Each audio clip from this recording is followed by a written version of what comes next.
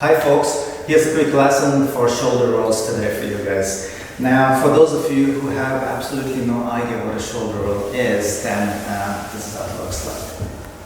Just roll back, roll over a shoulder, and drop the knees and come back to squat.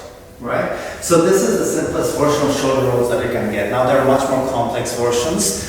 And shoulder rolls are important because it's used in the movement scene quite a lot. It's a very nice move. You can do it very efficiently and combine things together using shoulder roll very nicely. So it's a very important tool to know about, right? That being said, there's a precursor to learning shoulder rolls, and that is plow. Right? It's important that you're able to do plow to a relatively comfortable level. Right, and what that means is this is a plow position where you are on your back, your feet are up above the head. If they touch the floor, great. If they don't, they just hover slightly over the floor. That's also okay, right? But you need to be somewhere at that level to be able to do shoulder roll comfortably, right? That being said, breaking down the shoulder roll, what really happens? So we start in a seated position. Right, and then for the sake of this video, what I'll do is I'll roll over my left shoulder. You can of course choose to roll over the right, but for now I'll just show you how to roll over the left. So for the sake of rolling over my left shoulder, what I do is I roll backwards. As soon as my entire back touches the floor, what I do is I extend the hand, my left hand in this case, because I want to roll over my left shoulder, straight out, palms facing down towards the floor. Okay.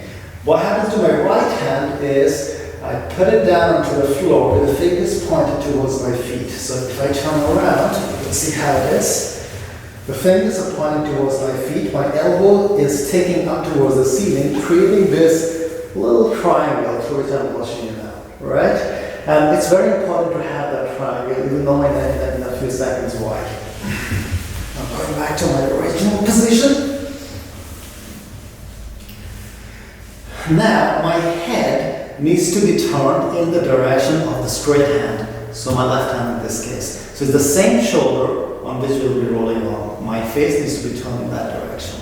And once I'm there, what basically happens is I'll just take my legs out to plow. Once we are there, what you need to do is basically look up to your socks. And once you look up to your socks, I'll turn around 1 second, you can see what happens to my head. Especially focus on the triangle that I'm creating with my elbow and my head. Okay? So I'm in plow. I look up to my socks. See, my head comes out of the triangle, right? And once I'm there, all I need to do is lower the knees down. And in the process, what basically happens is I roll over my left shoulder. So I'll turn around once again. Okay, I'm in my plow, my left hand is extended, my right elbow is sticking up towards the ceiling, my head is turned towards my extended hand because I want to roll on my left shoulder and the left shoulder needs to be free. And then you need to look up towards the ceiling, towards the socks. And the way to do that is turn the head up, at the same time pushing the head out of the triangle, right? And the moment you do that, this shoulder is completely free. My head comes out of the triangle. Now pay attention to this shoulder here. As I lower my knee, I roll over that shoulder. And I push myself back to squat. Okay, so that's shoulder roll for you.